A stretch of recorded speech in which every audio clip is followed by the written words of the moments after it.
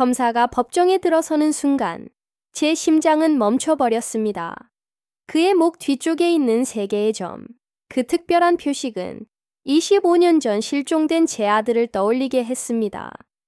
설마, 아닐 거야. 수없이 되뇌었지만 그의 눈빛과 목소리는 절대로 착각이 아니었습니다. 그날 밤부터 저는 매일 같은 꿈을 꾸기 시작했습니다. 한 손에는 남편을, 다른 손에는 아들을 붙잡고 있는 꿈이었습니다. 하지만 현실에서는 둘 중 하나를 포기해야만 했습니다. 모든 일은 3달 전 남편이 운영하던 대원건설의 경영위기에서 시작됐습니다. 비가 내리던 어느 오후 전화벨이 울렸고 저는 창가에서 빗방울이 창문을 타고 흐르는 모습을 멍하니 보고 있었습니다. 남편은 그날도 늦게 올 거라고 했지만 영영 돌아오지 못할 줄은 몰랐습니다. 박미영 씨 되시죠? 낯선 남자의 목소리가 들려왔습니다. 네, 그런데요. 강남경찰서 김도연 형사입니다. 죄송하지만 남편 이상호 씨가 현재 저희 경찰서에 구속되어 있습니다. 그 순간 귀가 울리기 시작했고 심장은 미친 듯이 뛰었습니다. 다리에 힘이 풀려 의자에 주저앉았습니다. 무슨 일이 있었던 건가요? 강민석 씨 살인 혐의로 체포되었습니다. 자세한 내용은 경찰서에서 설명드리겠습니다. 강민석, 남편의 오랜 친구이자 사업 파트너, 둘은 함께 대원건설을 세운 사이였습니다. 그런 그가 죽었다고요. 그리고 남편이 범인이라고요. 경찰서로 향하는 차 안에서 제 머릿속은 완전히 뒤엉켰습니다. 최근 한 달 동안 남편과 강 씨 사이에 갈등이 있었던 건 사실입니다. 대형 프로젝트 실패로 회사가 흔들리면서 서로를 탓하곤 했습니다. 하지만 살인이라니요. 20년 넘게 함께한 사이인데 그런 일이 가능하단 말인가요? 구치소 접견실에서 수갑을 찬 남편을 보는 순간 눈물이 쏟아졌습니다. 그의 얼굴은 창백했고 다크서클은 깊었으며 평소의 단정한 모습은 사라지고 지친 얼굴만 남아 있었습니다. 미영가, 난 안 했어. 강 이사 만난 건 맞아. 싸우기도 했어. 하지만 난 그를 죽이지 않았어. 제발 믿어줘. 남편의 눈을 바라봤습니다. 15년을 함께 살아온 저는 그의 진심을 읽을 수 있었습니다. 그는 거짓말을 하고 있지 않았습니다. 무슨 일이 있었는데 그날 저녁 강 이사가 사무실에서 보자고 했어. 또 회사 문제로 다툴 기세였고 난 더 이상 얘기해봐야 소용없다고 생각해서 나왔어. 그런데 그 후 그가 죽었고 내 지문이 그 사무실에 있던 단검에 남아 있었대. CCTV에는 내가 마지막으로 나가는 모습이 찍혔고 그의 말은 형사에게 들었던 내용과 일치했습니다. 단검의 지문, CCTV 영상, 갈등 관계, 모든 정황 증거가 남편을 가리키고 있었습니다. 변호사는 우리 형편의 변호사를 어떻게 써? 국선 변호인이 배정됐어. 다음 날 국선 변호인 정태훈을 만났습니다. 그는 30대 중반의 젊은 변호사였지만 눈빛은 피곤했고 태도는 무관심했습니다.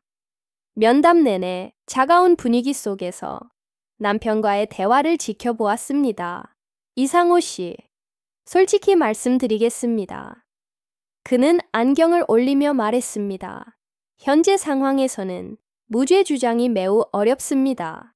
범행 도구의 지문이 명확히 남아있고 CCTV에도 피해자 사무실을 나오는 모습이 찍혀 있습니다. 직원들의 증언도 불리하게 작용할 수 있습니다. 현실적인 전략은 우발적 범행을 인정하고 선처를 바라는 것입니다. 하지만 저는 무죄입니다. 남편은 단호했습니다. 그 단검을 만진 건 사실이지만 절대 죽이지 않았습니다. 정 변호사는 깊은 한숨을 쉬었습니다. 이해합니다. 하지만 법정은 증거로 판단합니다. 이대로 무죄를 주장하면 오히려 반성하지 않는 태도로 받아들여져 형량이 더 높아질 수 있습니다. 면담이 끝난 뒤 그는 저를 따로 불렀습니다. 박미영 씨, 이해하셔야 합니다. 지금 모든 증거가 남편에게 불리합니다. 새로운 증거나 다른 용의자가 나타나지 않는 이상 현실을 직시하셔야 합니다. 첫 공판을 일주일 앞두고 남편을 다시 찾았습니다. 단 한 달 사이 그는 완전히 변해 있었습니다. 얼굴은 수척하고 수염은 자라 있었으며 눈빛은 완전히 생기를 잃어 있었습니다. 잘 지냈어. 억지로 미소를 지었습니다. 그도 같은 미소로 답했습니다. 별일 없어. 당신은? 그 상황에서도 저를 걱정하는 그의 모습이 가슴 아팠습니다. 변호사가 감형을 권해도 우린 포기하지 않을 거예요. 제 손을 꼭 잡았습니다. 그의 손은 차가웠습니다. 항상 따뜻했던 그 손이 이제는 식어 있었습니다. 미영가. 그는 말을 잇지 못했고 눈에는 눈물이 맺혔습니다. 우리가 마지막으로 눈물을 흘린 건 아들 민우를 잃었을 때였습니다. 괜찮아. 그의 눈물을 닦아주며 말했습니다. 우린 이겨낼 거야. 당신은 무죄고 그걸 증명할 거야. 그는 고개를 끄덕였고 눈빛에 잠시나마 희망이 비쳤습니다. 고마워, 미영가. 네가 있어서 정말 다행이야. 구치소를 나서며 저는 결심했습니다. 변호인이 적극적으로 나서지 않는다면 제가 직접 증거를 찾아야겠다고. 공판이 시작되면 뭔가 단서를 찾을 수 있을지도 모른다는 희망을 품고 집으로 돌아왔습니다. 장가에 앉아 붉게 물든 저녁 하늘을 바라보며 남편과의 첫 만남, 아들 민우의 탄생, 함께 웃고 울었던 시간들을 떠올렸습니다. 그리고 다짐했습니다. 절대 멈추지 않겠다고. 진실을 찾을 때까지. 민우를 잃은 후 남편과 저는 서로에게 기대며 간신히 살아왔습니다. 이제 남편마저 잃을 수는 없었습니다. 저는 옷장에서 오래된 상자를 꺼냈습니다. 그 안에는 민우의 사진들이 들어있었습니다. 민우가 살아있다면 이제 35살. 어쩌면 결혼해서 잘 살고 있었을지도 모릅니다. 보고 싶구나, 민우야. 속으로 중얼거렸습니다. 그땐 몰랐습니다. 죽은 줄만 알았던 아이를 남편의 살인 혐의 재판에서 다시 마주하게 될 줄은요. 첫 공판 날, 하늘은 유난히 맑았습니다. 법원으로 가는 버스 안에서 저는 창밖을 바라보며 그 맑은 하늘이 오히려 잔인하게 느껴졌습니다. 이런 날, 저는 남편의 재판정에 앉아 있어야 했습니다. 오랜만에 정장을 꺼내 입고 화장도 했습니다. 남편 앞에서 무너지는 모습을 보이고 싶지 않았거든요. 법원 복도는 사람들로 북적였습니다. 각자의 사연을 안고 이곳에 모인 이들 사이에서 저는 묘한 외로움을 느꼈습니다. 법정 문을 열고 들어서자 이미 방청석은 사람들로 가득 차 있었습니다. 살인 사건은 늘 관심을 끌기 마련이죠. 앞쪽 자리에 앉자마자 남편이 피고인석으로 들어왔습니다. 수갑을 찬 그의 모습에 제 가슴은 무너졌습니다. 그는 방청석을 둘러보다 저를 발견하고는 힘없는 미소를 지었습니다. 그 순간만큼은 세상에 우리 둘밖에 없는 듯 했습니다. 남편 옆에는 국선 변호사 정태훈이 앉아 조용히 마지막 상담을 나누고 있었습니다. 남편은 간간히 고개만 끄덕일 뿐 별다른 반응 없이 앉아 있었습니다. 재판부 입장, 법원 직원의 외침이 울렸고 모두가 일어섰습니다. 엄숙한 분위기 속에서 판사 3명이 들어왔고 이어서 검사가 입장했습니다. 그 순간이었습니다. 검은 법복을 입은 젊은 검사가 들어서는 순간 제 시선은 그에게 꽂혔습니다. 처음엔 단지 깔끔한 인상의 젊은 검사라고만 생각했습니다. 하지만 그가 자리에 앉기 위해 고개를 돌리는 순간 숨이 멎는 것 같았습니다. 그의 왼쪽 귀 뒤 3개의 점이 보였습니다. 마치 삼각형처럼 배열된 그 점들. 민우가 가졌던 그 점들과 똑같았습니다. 심장이 제 의지와 상관없이 미친 듯이 뛰기 시작했고 손가락이 떨렸습니다. 아니야, 그럴 리 없어. 25년 전 기억이 뚜렷하게 떠올랐습니다. 민우의 왼쪽 귀 뒤에 있었던 선천성 색소 침착. 의사도 드물다던 그 무늬. 이 세상에 똑같은 자국을 가진 사람이 또 있을까요? 검사님, 공소 사실을 낭독해 주세요. 판사의 목소리에 검사가 일어섰습니다. 이제 그의 얼굴을 정면으로 마주할 수 있었습니다. 이름은 서준호. 반달처럼 휘어진 눈매, 곧은 콧날. 남편을 너무도 닮은 얼굴, 그리고 어린 민우의 모습이 고스란히 담겨 있었습니다. 피고인 이상호는 2023년 3월 15일 오후 8시경 서울시 강남구 소재 대원건설 사무실에서 피해자 강민석을 장식용 단검으로 찔러 살해한 혐의로 기소되었습니다. 서준호 검사의 목소리는 차분하면서도 단호했습니다. 하지만 제겐 마치 악몽처럼 들렸습니다. 남편을 살인자로 몰고 가는 사람이 우리 아들이라니요. 이런 잔혹한 운명이 정말 존재할 수 있는 걸까요? 피고인은 회사 경영 위기 문제로 피해자와 지속적으로 갈등을 빚었으며 범행 당일 격렬한 언쟁 후 범행을 저질렀습니다. 현장에서 발견된 단검에는 피고인의 지문이 선명히 남아 있었고 CCTV에도 마지막으로 피해자 사무실을 나오는 장면이 찍혔습니다. 그 순간부터 저는 법정에 어떤 말도 들리지 않았습니다. 오직 서준호 검사의 모습에만 집중하고 있었습니다. 그의 눈짓, 몸짓, 목소리, 모든 게 민우와 겹쳐졌습니다. 머릿속은 완전히 혼란스러웠습니다. 피고인 측의 입장은 판사가 물었습니다. 정태훈 변호사가 일어나 말했습니다. 피고인은 혐의를 전면 부인합니다. 피해자와 만난 건 사실이지만 살인은 저지르지 않았습니다. 서준호 검사의 입꼬리에 묘한 미소가 스쳤습니다. 뭔가 확신에 찬 표정이었습니다. 증거가 충분한데도 이를 부인하는 건 오히려 피고인에게 불리하게 작용할 수 있습니다. 그 말을 들은 남편은 고개를 숙였습니다. 그 순간 법정에 있던 모두가 그를 범인이라 여기는 듯 했습니다. 그리고 그 속엔 우리의 아들도 있을지도 모른다. 그 생각에 마음이 찢어질 듯 아팠습니다. 첫 공판은 예상보다 빨리 끝났습니다.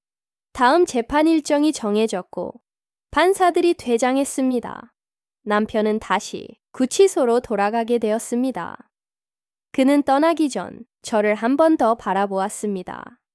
그의 눈엔 말로 표현할 수 없는 슬픔이 담겨 있었습니다.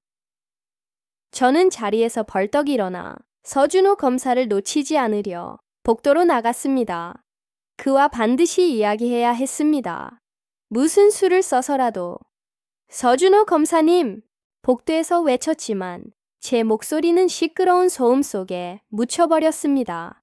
그는 빠르게 걸었고 사람들에 둘러싸여 가까이 다가갈 수도 없었습니다. 엘리베이터 앞에 도착했을 땐 이미 그는 다른 검사들과 함께 문 안으로 사라지고 있었습니다. 닫히는 문 사이로 그의 모습이 사라졌고 저는 그 자리에서 한참 멈춰 서 있었습니다.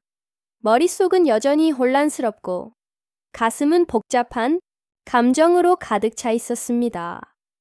정말 민우일까? 그렇다면 어떻게 그와 대화를 나눌 수 있을까? 다음 날, 저는 다시 구치소를 찾아 남편을 만났습니다. 창백한 얼굴로 저를 바라보는 남편에게 어제 있었던 일을 말해야 했습니다. 여보, 당신에게 꼭 말해야 할 게 있어요. 제 목소리가 떨렸습니다. 무슨 일이야? 남편의 눈에 걱정이 비쳤습니다. 그 검사, 서준호 검사 말이에요. 말을 꺼내기가 힘들었습니다. 그의 왼쪽 귀 뒤에 3개의 점이 있었어요. 민우와 똑같은 위치에 남편의 눈이 커졌습니다. 뭐라고? 그의 얼굴, 눈매, 몸짓. 너무 당신과 닮았어요. 그리고 민우 그대로예요. 남편은 한동안 말을 잇지 못했습니다. 그의 눈에 눈물이 맺혔습니다. 죄인의 모습으로 앉아있는 그를 보며 마음이 더 아팠습니다. 미영아. 그가 조용히 입을 열었습니다. 그럴 리가 없잖아. 우리 민우는 그날 사고 이후 시신도 못 찾았잖아. 그래도 우린 항상 작은 희망을 품고 있었잖아요. 남편은 깊은 생각에 잠겼습니다. 그의 표정엔 희망과 두려움이 뒤섞여 있었습니다. 그게 정말 사실이라면 이건 너무 잔인해. 남편의 목소리가 떨렸습니다. 우리 아들이 날 감옥에 보내려 한다니. 저는 그의 손을 꼭 잡았습니다. 제가 확인해 볼게요. 어떻게든 그와 만나서 이야기할 기회를 만들 거예요. 남편은 조용히 고개를 끄덕였습니다. 그의 눈엔 복잡한 감정이 담겨 있었습니다. 실종된 아들을 다시 만날 수 있다는 희망과 그 아들이 자신을 감옥에 보내려 한다는 믿기 힘든 두려움. 면회를 마치고 돌아가는 길. 제 마음속엔 단단한 결심이 자리 잡았습니다. 서준호, 검사가 정말 민우인지 확인해야만 해. 그리고 그 아이에게 진실을 알려야 해. 자신도 모르는 채 아버지를 무너뜨리려는 이 비극을 끝내기 위해서. 집에 도착하자마자 신발도 벗지 않은 채 다락방으로 올라갔습니다. 먼지 쌓인 구석에서 상자를 꺼내며 손이 떨렸습니다. 뚜껑을 여는 순간 25년의 시간이 눈앞에 펼쳐졌습니다. 맨 위에는 민우가 마지막으로 썼던 빨간 모자가 놓여 있었습니다. 그날 민우가 쓰고 나갔던 바로 그 모자였습니다. 조심스레 들어올리자 오래된 먼지 냄새 속에 민우의 희미한 흔적이 여전히 남아 있었습니다. 민우의 존재가 바로 곁에 느껴지는 듯 했습니다. 빨간 모자 아래에는 민우의 유치원 졸업장, 첫 운동화, 그리고 노란색 앨범이 놓여 있었습니다. 앨범을 들고 거실로 내려와 소파에 앉았습니다. 조심스럽게 첫 페이지를 넘기자 갓 태어난 민우의 사진이 나왔습니다. 첫 걸음마, 첫 생일 파티. 페이지를 넘길수록 자라나는 아이의 모습이 시간처럼 흘러갔습니다. 그리고 마지막 사진에서 제 숨이 멎는 듯 했습니다. 강원도 인제 여행에서 찍은 사진. 5살의 민우가 아이스크림을 들고 환하게 웃고 있었습니다. 그날이 마지막이 될 줄은 아무도 몰랐습니다. 996년 7월 16일. 그날은 제 영혼 깊숙이 새겨진 상처였습니다. 장마철이 막 시작된 여름. 우리 가족은 강원도 인제의 작은 펜션으로 휴가를 떠났습니다. 출장 중이던 남편이 오랜만에 시간을 내어 함께한 소중한 가족 여행이었죠. 펜션 근처에는 맑은 계곡이 있었고 아이들이 놀기에 딱 좋은 곳이었습니다. 여행 둘째 날, 갑자기 하늘이 흐려지고 비가 내리기 시작했습니다. 펜션 주인은 계곡이 급류로 바뀔 수 있으니 조심하라고 경고했지만 우리는 단순한 소나기쯤으로 여겼습니다. 바비큐 준비 중 민우가 장난감 배를 가지러 계곡 쪽으로 갔습니다. 제가 잠깐 눈을 돌린 사이였습니다. 몇 분 뒤 갑자기 폭우가 쏟아지고 산에서 물이 급격히 쏟아져 내려 계곡물이 순식간에 불어나기 시작했습니다. 민우야! 남편이 소리쳤지만 대답은 없었습니다. 우리는 계곡으로 달려갔지만 이미 거센 물살에 민우는 보이지 않았습니다. 남편은 곧바로 계곡으로 뛰어들었지만 흐름이 너무 빨랐고 민우는 이미 쓸려 내려간 뒤였습니다. 민우야. 저는 계곡을 따라 달리며 소리쳤지만 물살은 너무도 거셌고 아이는 순식간에 사라졌습니다. 그날 이후 우리의 인생은 완전히 달라졌습니다. 남편은 대기업 직장을 휴직했고 저도 일을 그만뒀습니다. 우리는 경찰, 소방관, 마을 주민들과 함께 하류를 며칠간 수색했습니다. 일주일 후 하류 약 2km 지점에서 민우의 빨간 모자와 찢어진 옷 조각이 발견됐습니다. 그곳은 이미 큰 강으로 연결되는 지점이었습니다. 구조대는 생존 가능성이 거의 없다고 했습니다. 아이의 시신은 끝내 발견되지 않았습니다. 수색 책임자의 이런 경우엔 생존 확률이 극히 낮다는 말에 남편은 그 자리에서 무너졌고 저는 비명조차 지르지 못한 채 얼어붙었습니다. 우리는 장례식을 올렸지만 빈관 속엔 아무것도 없었습니다. 마치 색이 빠진 그림처럼 가슴엔 깊은 공허함만 남았습니다. 그렇기에 우리 부부는 완전히 희망을 놓지 못했던 겁니다. 언젠가 민우가 기적처럼 돌아올 수도 있지 않을까. 노트북을 켜고 검색을 시작했습니다. 서준호 검사, 1996년 입양, 실존 가동 찾기 같은 키워드를 입력하고 밤새 클릭을 이어갔습니다. 창밖에 새벽빛이 번질 때까지 방 안엔 마우스 클릭 소리만 울렸습니다. 구체적인 정보는 거의 없었습니다. 다만 알게 된 건 서준호 검사가 서울대 법대를 수석 졸업하고 사법연수원을 수료했으며 검사 경력 5년 차라는 것, 범죄 수사 능력이 뛰어나 차세대 법조인으로 주목받고 있다는 정도였습니다. 그러나 그의 어린 시절, 가족 관계에 대한 정보는 전혀 없었습니다. 창가에 기대어 밝아오는 하늘을 바라보며 저는 결심했습니다. 직접 만나야 한다. 그가 제 말을 믿어줄지는 모르겠습니다. 그럴 자격이 있는지도 모르겠습니다. 하지만 제 심장, 어머니의 직감이 말하고 있었습니다. 그는 분명 우리 아이입니다. 다음 날, 저는 다시 구치소로 가 남편에게 제 계획을 이야기했습니다. 철창 너머 그의 얼굴은 더욱 수척해 있었습니다. 미영가, 너무 기대하지 마. 우리가 얼마나 실망해왔는지 기억나지? 저는 그의 손을 철창 사이로 꽉 잡았습니다. 이건 희망이 아니에요. 직감이에요. 제 영혼이 외치고 있어요. 그가 우리 민우라고. 남편은 말없이 눈물을 흘렸습니다. 만약 그 검사가 정말 민우라면 그의 목소리는 떨렸습니다. 꼭 말해줘. 난 무죄라고. 아버지로서 떳떳하지 않은 일은 한 적 없다고. 그리고 우리가 얼마나 널 그리워했는지도. 저는 고개를 끄덕이며 그의 손을 꼭 잡았습니다. 차가운 손끝에서도 희망의 온기가 느껴졌습니다. 그날 이후 저는 서준호 검사를 만나기 위해 행동을 시작했습니다. 먼저 서초동에 있는 검찰청으로 향했습니다. 커다란 건물 앞에 서자 다리가 떨렸습니다.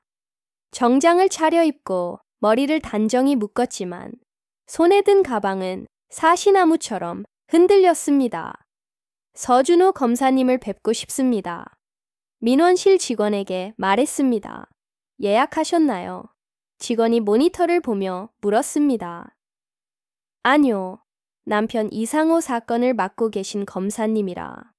죄송합니다. 사건 관련 면담은 변호사를 통해서만 가능합니다. 직접 면담은 어렵습니다. 그날 저는 문전박대를 당하고 돌아왔습니다. 다음 날은 법원으로 향했습니다. 혹시 재판 준비차 그가 법원에 올지도 모른다고 생각했습니다. 하루 종일 로비에서 기다렸지만 그는 나타나지 않았습니다. 경비원은 저를 의심스러운 눈으로 바라봤고 결국 법원에서 나와야 했습니다. 사흘째 되던 날 다른 방법을 시도했습니다. 법원 직원들에게 조심스레 물었습니다. 서준호, 검사가 점심시간에 자주 가는 곳이 있나요? 간절한 제 표정에 한 여직원이 조용히 귓속말로 알려주었습니다. 점심쯤 되면 법원 뒤편 푸른 나무 카페에 자주 가세요. 그날 저는 그 카페 구석 자리에 앉아 하루 종일 기다렸습니다. 떨리는 손으로 가방 안에서 민우의 어린 시절 사진과 출생 증명서를 꺼내 정리했습니다. 정오쯤 문이 열리고 서준호 검사가 들어왔습니다.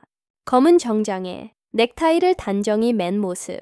그는 아메리카노를 주문한 후 창가 자리에 앉았습니다. 며칠을 준비했지만 그가 눈앞에 나타나자 말문이 막혀버렸습니다.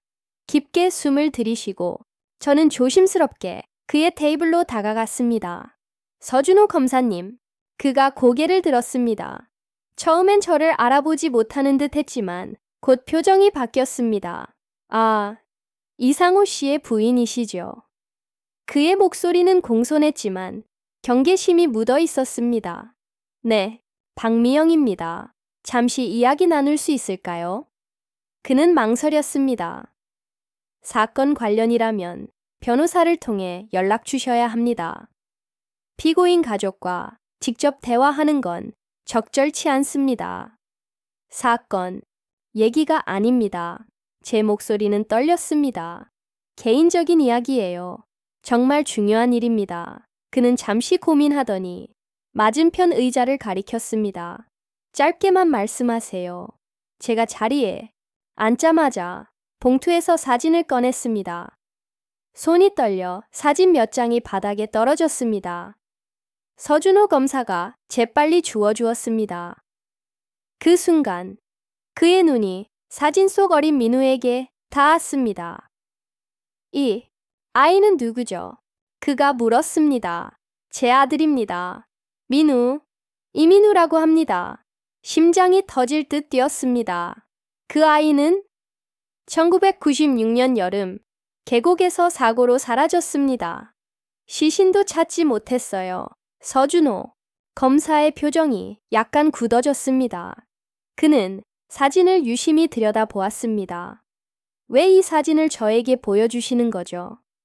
저는 깊게 숨을 들이마시고 결심하듯 말했습니다.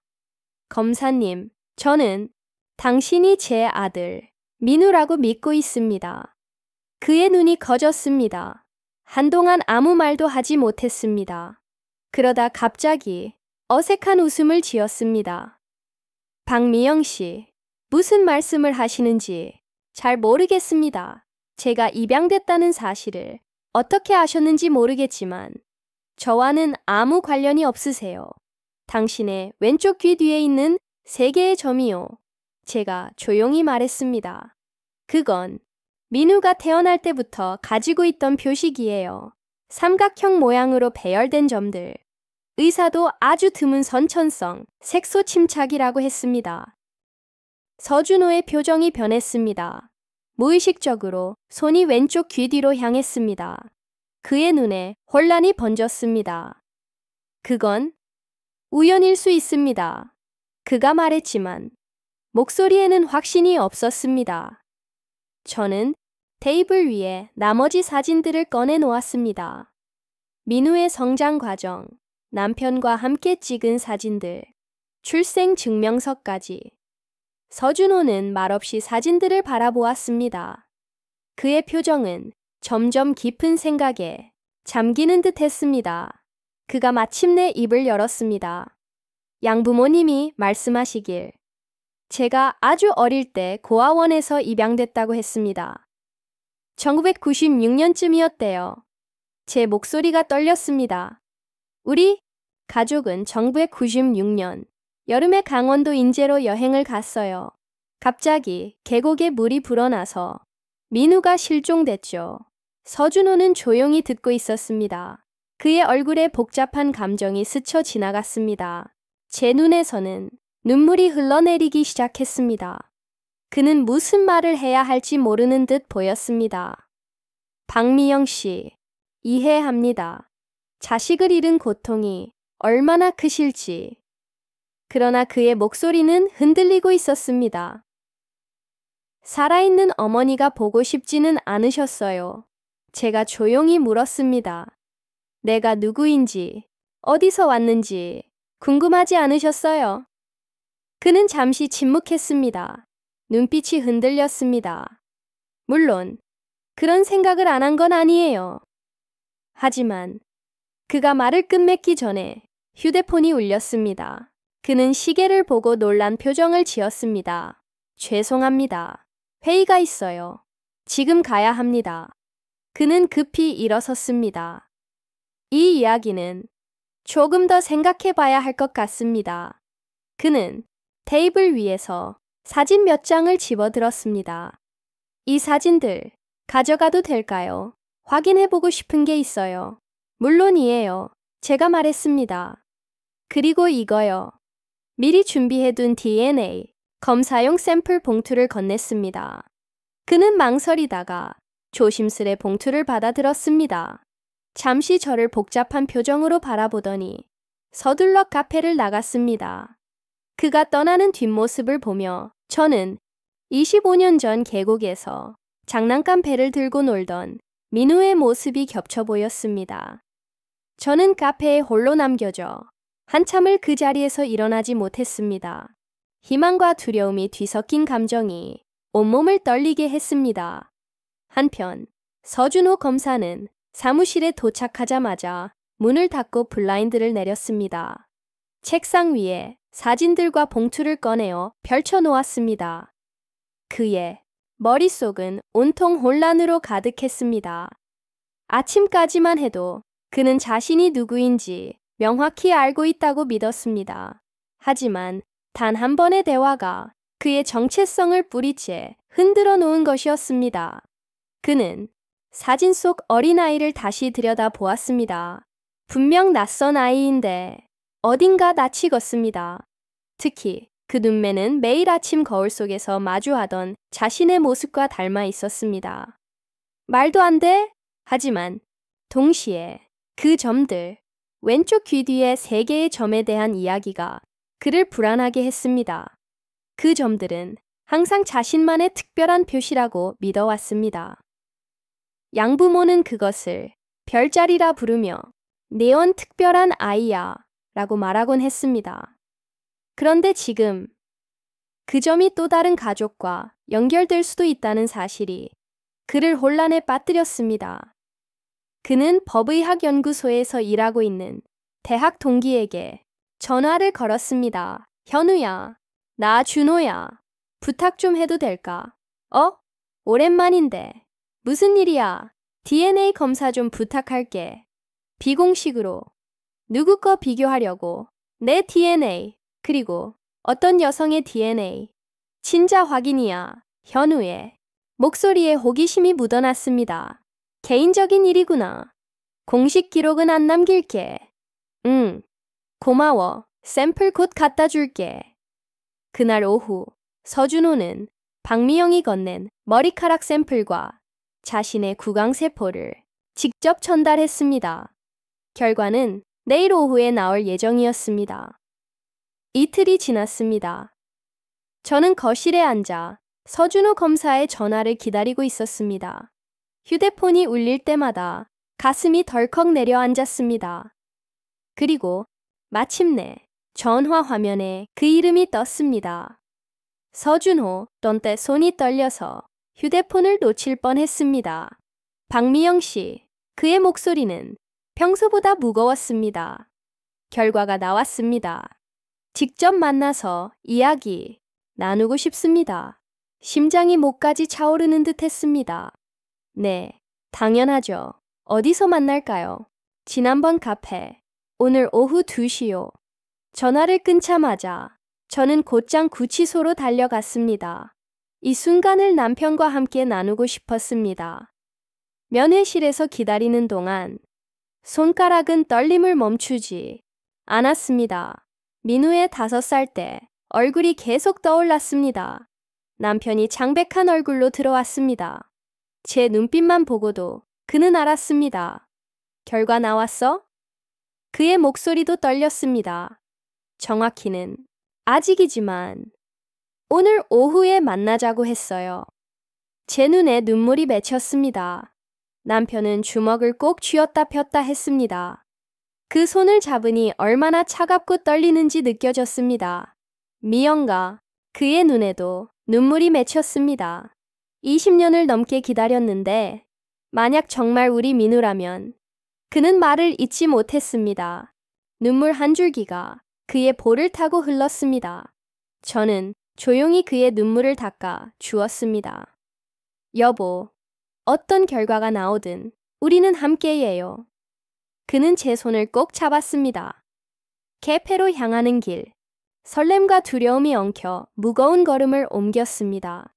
약속 시간보다 1시간이나 일찍 도착했지만 한 모금의 커피도 넘기지 못했습니다.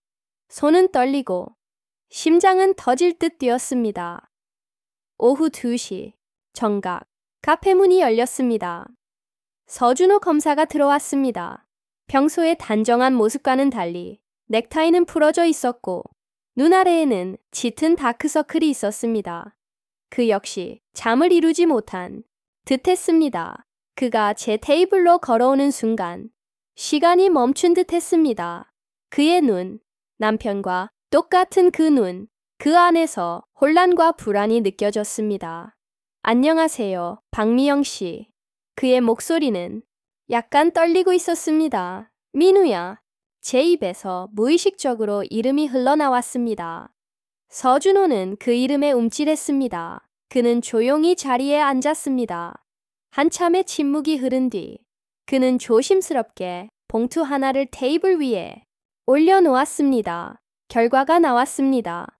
그의 목소리가 갈라졌습니다. 일치율 99.99%. 당신은 제 어머니가 맞습니다. 그 순간 30년간의 눈물이 한꺼번에 터져 나왔습니다. 저는 손으로 입을 가리고 흐느꼈습니다. 내 아들, 내 민우, 살아있었구나. 그리고 이렇게 훌륭한 사람으로 자라줘서 고맙다. 저는 손을 뻗어 그의 손을 잡으려 했습니다. 그는 잠시 머뭇거리다 제 손을 받아들였습니다. 그의 손도 저의 손도 떨리고 있었습니다. 아직 너무 혼란스러워요. 그가 말했습니다. 30년 동안 저는 서준호로 살아왔어요. 그런데 이제 이민우라는 이름을 듣고 그리고 제가 기소한 사람이 제 친아버지라니 이해해요. 제가 조용히 말했습니다. 정말 이해해요. 저는 그의 손을 조금 더 꼭 잡았습니다. 이것만은 알아줘요. 단 하루도 당신을 잊은 적이 없어요. 서준호의 눈에서 눈물이 흘러내렸습니다. 그는 재빨리 눈물을 닦았습니다. 아마도 검사라는 직업 때문에 이런 감정을 드러내는데 익숙하지 않았겠지요. 어릴 적 기억이 거의 없어요. 그가 낮은 목소리로 말했습니다. 서준호 검사님, 아니, 민우라고 불러도 될까요? 그를 당황시키고 싶진 않았습니다. 당신 삶에 불쑥 끼어들고 싶진 않아요. 다만 2가지만 부탁할게요.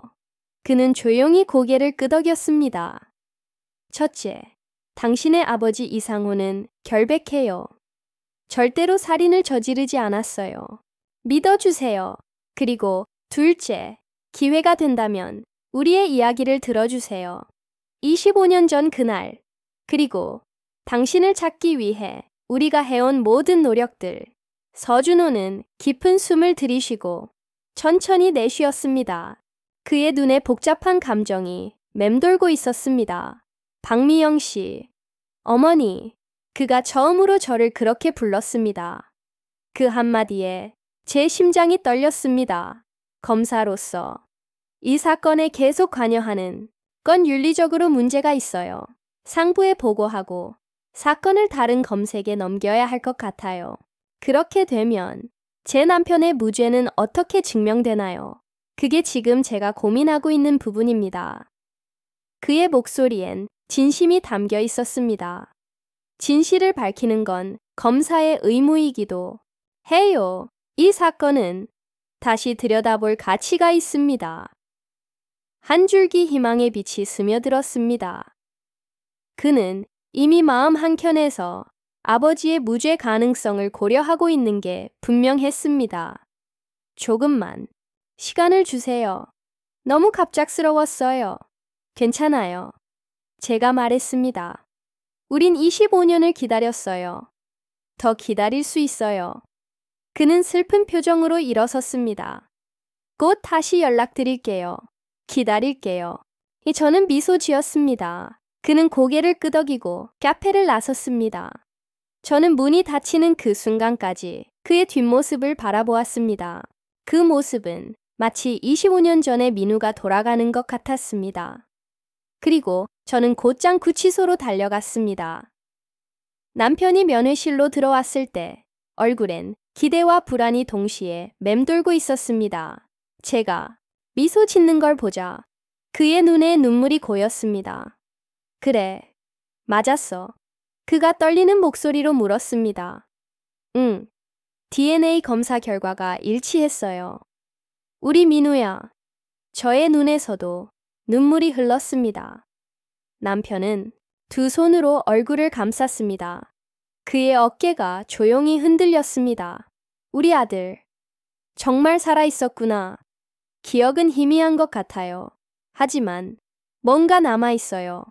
그런데 지금 당신이 이런 상황에 있으니까 그 아이가 아버지로 받아들일 수 있을지는 아직은 너무 혼란스러울 거예요. 시간이 필요해요. 제가 남편의 손을 잡았습니다.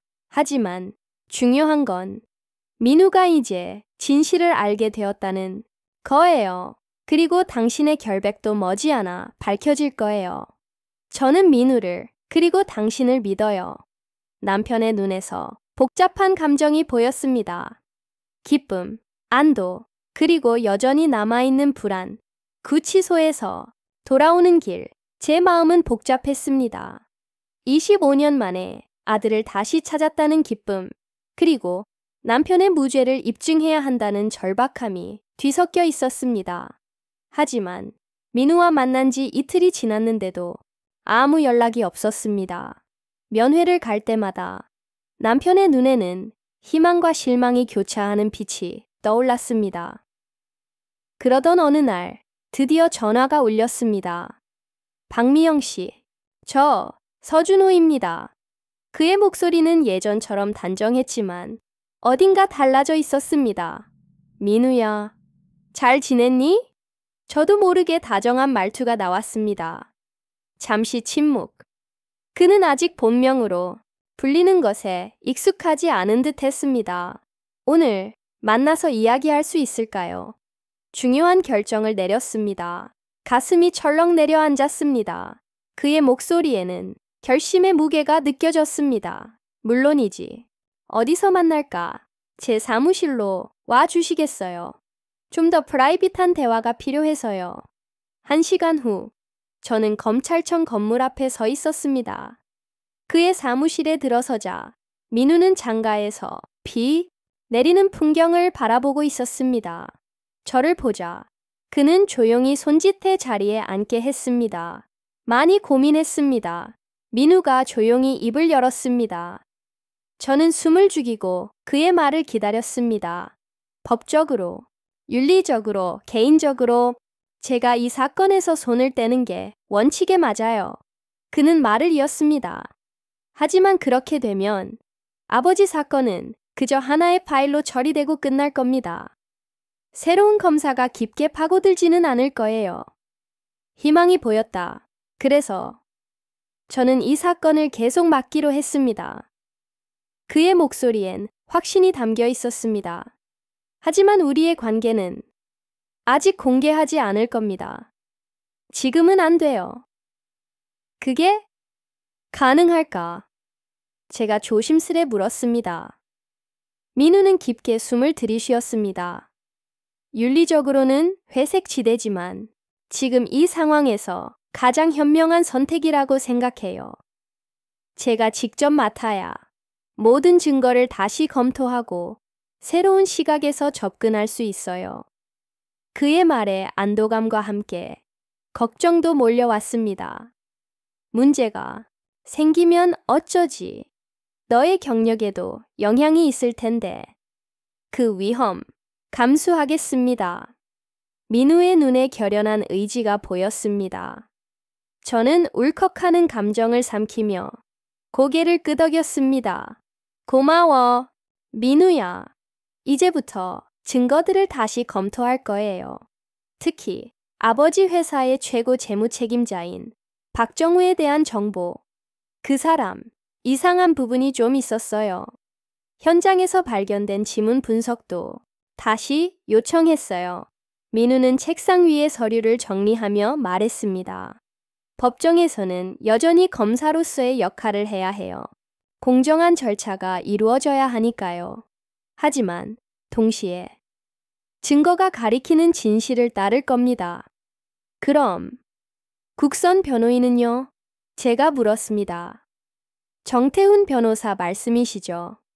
그분은 적극적으로 방어하지 않아요. 사건이 너무 많아서 깊이 개입하기 어려운 상황이에요. 그럼 우리가 도울 방법은 없나요? 직접적인 개입은 어렵지만 그는 생각에 잠겼습니다. 회사 내부 정보, 박정우와 피해자의 관계, 자금 문제에 대해 알고 계신 게 있다면요. 저는 남편이 말했던 이야기들을 최대한 상세히 전달했습니다. 회사 내의 갈등, 박정우의 이상한 행동들, 강민석과의 트러블 등 이 정보들 유용할 것 같아요. 민우가 메모를 하며 말했습니다. 추가로 알게 되면 꼭 연락 주세요. 하지만 한 가지, 우리 관계는 절대 외부에 알려져선 안 됩니다. 특히 법원, 다른 검사들에게는요, 남편에게는요, 사건을 계속 맡고 있다는 사실 정도만. 자세한 건 말하지 말아주세요. 면회실은 감시될 수도 있으니까요. 현실의 무게가 다시 밀려왔습니다. 우리의 재회가 얼마나 조심스럽고 위험한 환경에서 이루어지고 있는지 다시금 느껴졌습니다. 알겠어, 민우야. 조심할게. 구치소로 돌아가는 길, 마음은 무거웠습니다. 민우가 사건을 계속 맡기로 한 건 기쁜 일이었지만 그가 짊어져야 할 위험이 너무나 걱정되었습니다. 면회실에서 남편에게 민우의 결정을 전하자 그의 눈에 희망의 빛이 다시 돌아왔습니다. 정말 그 아이가 계속 사건을 맡는다고? 그래. 하지만 우리의 관계는 비밀이어야 해. 여기서도 조심해야 해. 누가 듣고 있을지 모르니까. 남편은 고개를 끄덕였습니다. 그 아이, 내 무죄를 믿어주는 거야? 아직 완전히는 아니야. 하지만 진실을 찾고 싶어 해. 그게 중요해. 변호사는 여전히 나한테 혐의를 인정하라고 해. 감형받을 수 있다고.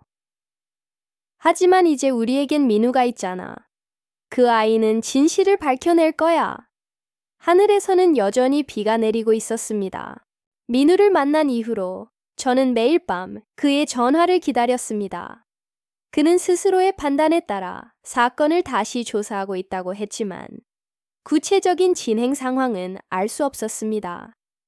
아마도 상황이 민감해서 그랬겠죠. 저는 이해하려고 애썼습니다. 그리고 일주일째 되는 저녁, 마침내 민우에게서 전화가 왔습니다. 항안공원 잠원지구에서 만날 수 있을까요? 내일 아침 6시예요. 그의 목소리는 차분했지만 묘한 긴박감이 느껴졌습니다.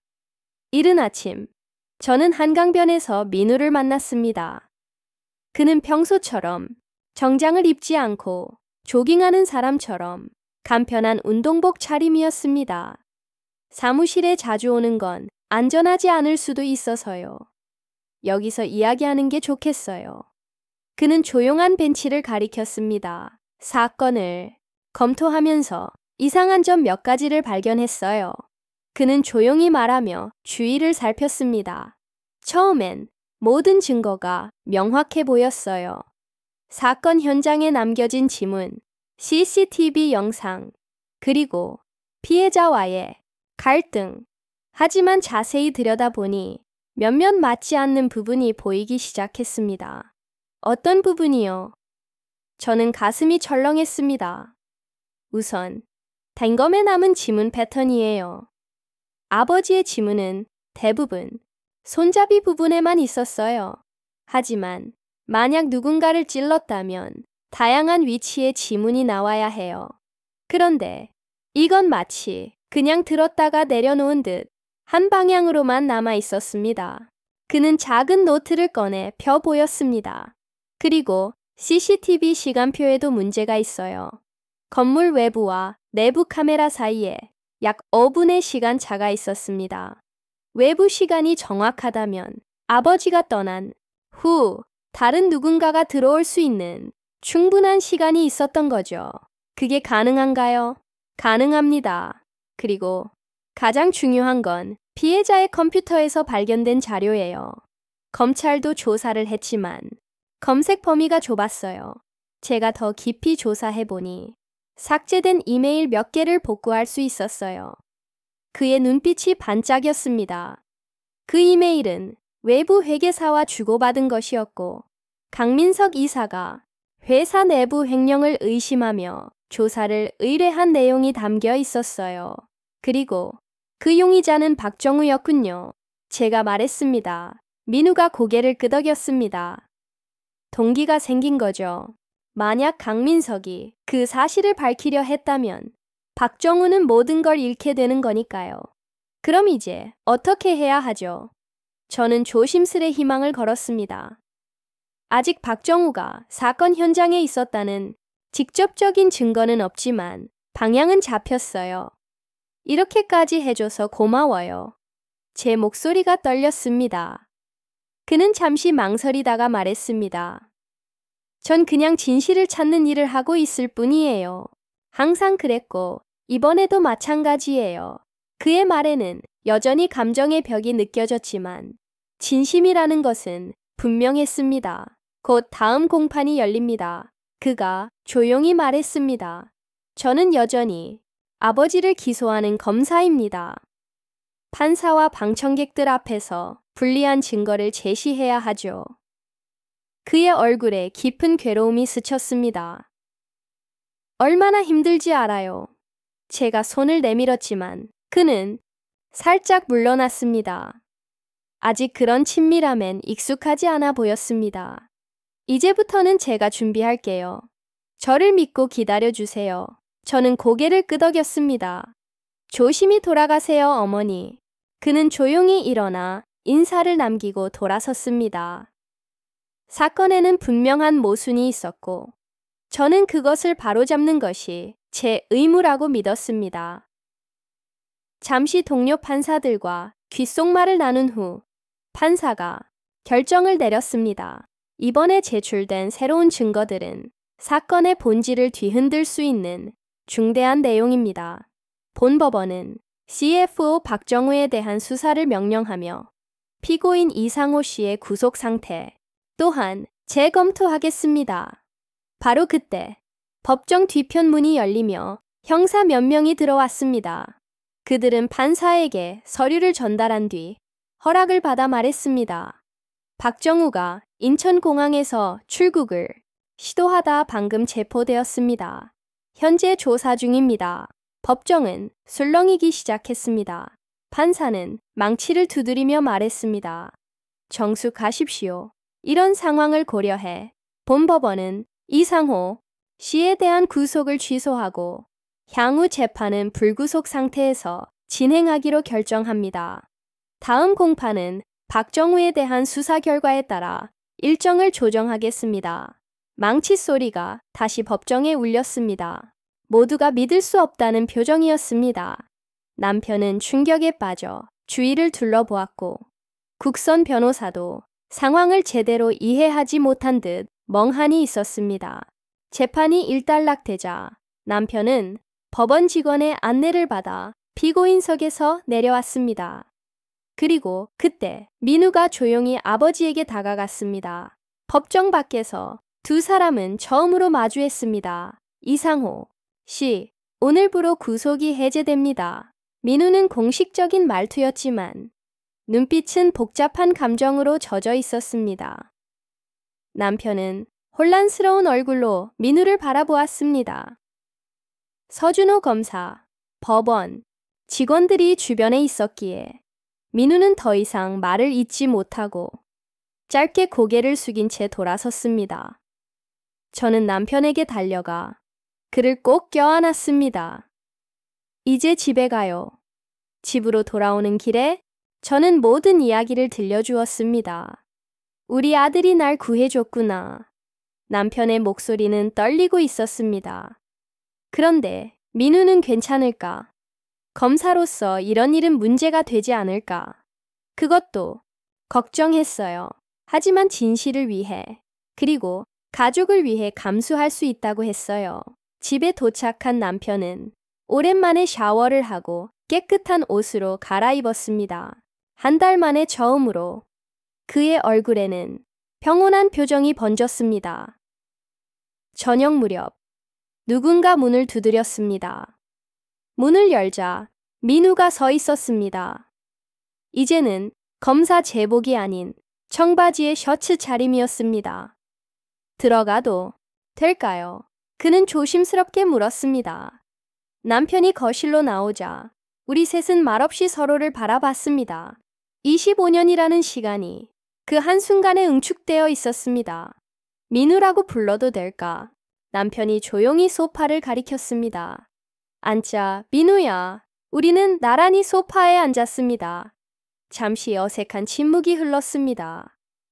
민우가 먼저 입을 열었습니다. 먼저 사과드리고 싶습니다. 처음에는 모든 증거가 아버지를 가리키고 있었어요. 저도 그걸 믿었죠. 아니야. 사과할 필요 없어. 남편이 따뜻한 목소리로 말했습니다. 넌 내 일을 했을 뿐이야. 그리고 결국 진실을 밝혀냈잖아. 좀 더 일찍 의심했어야 했는데 민우의 목소리가 떨렸습니다. 중요한 건 네가 진실을 찾았다는 거야. 남편이 조용히 대답했습니다. 그런데 이런 행동이 제 경력에 영향을 주지 않을까요? 민우는 잠시 생각하다가 답했습니다. 어느 정도의 질책은 있겠지만 법적으로는 문제 없습니다. 모든 증거는 정당한 절차로 확보됐어요. 그는 잠시 말을 멈췄습니다. 상급자에게 좀 더 일찍 보고했어야 했을지도 모르죠. 날 위해 그런 위험을 감수했다니. 남편의 눈에 눈물이 고였습니다. 진실을 위해서였어요. 민우가 말했습니다. 그리고는 조심스레 덧붙였습니다. 그리고 가족을 위해서이기도 했습니다. 그 말에 우리는 모두 말없이 눈을 감았습니다. 민우는 아직 우리를 완전히 부모로 받아들이지는 않았지만 최소한 가족이라는 사실을 인정하기 시작한 듯 했습니다. 혹시 어릴 때 이야기 좀 더 들을 수 있을까요? 그가 조심스레 말했습니다. 저는 벽장에서 오래된 앨범을 꺼냈습니다. 우리 셋은 나란히 앉아 사진을 넘겼고 저는 민우의 어린 시절 이야기를 하나하나 들려주었습니다. 첫 걸음마, 처음 배운 단어들, 남편도 기억을 보태며 이야기했습니다. 민우의 눈에 눈물이 고였습니다. 기억나진 않지만 이상하게 익숙한 느낌이에요. 저는 조심스럽게 물었습니다. 민우야, 앞으로 우리를 어떻게 부르면 좋을까? 너무 서두르고 싶진 않아. 네가 편한 대로. 민우는 깊은 숨을 내쉬었습니다. 솔직히 아직 혼란스러워요. 서준호로 30년 넘게 살아왔고 양부모님은 절 정말 잘 키워주셨어요. 그러면서도 그는 우리를 바라보며 말했습니다. 하지만 늘 뭔가 빠진 느낌이 있었어요. 어디에도 완전히 속하지 못한 것 같은. 이해해. 남편이 조용히 말했습니다. 우린 너에게 아무것도 강요하지 않아. 너의 속도대로. 네가 원하는 만큼 우리에게 다가와 주면 돼. 민우는 고개를 끄덕였습니다. 감사합니다. 앞으로 종종 찾아와도 될까요? 더 많은 이야기를 듣고 싶어요. 물론이지. 저는 눈물을 참지 못했습니다. 여긴 내 집이야. 언제든지. 민우는 일어나 떠날 준비를 했습니다. 양부모님께 이 상황을 설명드려야 해요. 쉽지 않은 대화가 될 거예요. 그분들은 널 25년 동안 사랑으로 키워주셨어. 우린 그분들께 정말 감사해. 언젠가 직접 인사드리고 싶어. 현관 앞에서 민우는 잠시 망설이다가 조심스럽게 우리를 안아주었습니다. 그건 서툴렀지만 따뜻한 포옹이었습니다. 30여 년 만에 처음으로 나눈 가족의 포옹. 작은 아이가 아닌 다 자란 민우와 나눈 첫 포옹. 곧 다시 올게요. 민우가 말하고 문을 나섰습니다. 문이 닫힌 후 남편과 저는 말없이 서 있었습니다. 그가 남기고 간 따뜻함을 가슴에 품은 채로 우리는 거실 소파에 나란히 앉아 있었습니다. 남편이 제 손을 조심스럽게 잡았습니다. 25년 전 우리는 하루아침에 모든 걸 잃었지. 그가 조용히 말했습니다. 그런데 오늘 마치 그 모든 걸 다시 되찾은 기분이야. 이건 새로운 시작이에요. 저는 조용히 웃으며 말했습니다.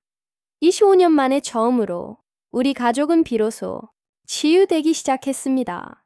앞으로의 길이 순탄하지만은 않을 겁니다. 하지만 우리는 함께 걸어갈 것입니다. 민우가 완전히 우리의 아들로 돌아오기까지는 시간이 걸릴 것입니다. 하지만 그건 중요한 게 아니었습니다. 가장 중요한 것은 우리가 다시 만났다는 것, 그리고 서로를 끝내 잃지 않았다는 사실이었습니다. 한 달이 지나고 민우는 점점 더 자주 우리 집을 찾았습니다. 그럴 때마다 그는 조금씩 더 편안한 모습이 되어갔습니다. 여전히 서준호라는 이름으로 살고 있었지만 우리가 가끔 민우야 하고 부르면 그는 조용히 웃곤 했습니다. 언젠가는 그 자신도 이민우라는 이름을 받아들일 날이 올지도 모릅니다. 하지만 그조차 중요하지 않았습니다. 진짜 중요한 건 25년 만에 서로를 다시 찾았다는 것, 그리고 이제는 함께 걸어갈 수 있다는 사실이었습니다. 삶은 때때로 상상할 수 없는 방식으로 우리를 시험합니다. 하지만 결국 진실과 사랑은 반드시 이깁니다. 우리 가족의 이야기가 그것을 증명해 주었습니다. 남편이 창밖을 바라보며 조용히 말했습니다. 미영아, 우리가 평생 기도했던 것들, 이제야 응답을 받은 것 같아. 우리의 기다림은 끝났어요. 이제는 함께 앞으로 나아갈 시간이죠. 창문을 타고 흘러내리는 빗방울을 바라보며 저는 문득 깨달았습니다. 그 빗방울들은 이제 더 이상 슬픔의 눈물이 아니었습니다. 그건 기쁨의 눈물처럼 느껴졌습니다. 25년이라는 긴 겨울이 지나고 마침내 우리 가족에게 봄이 찾아온 것입니다.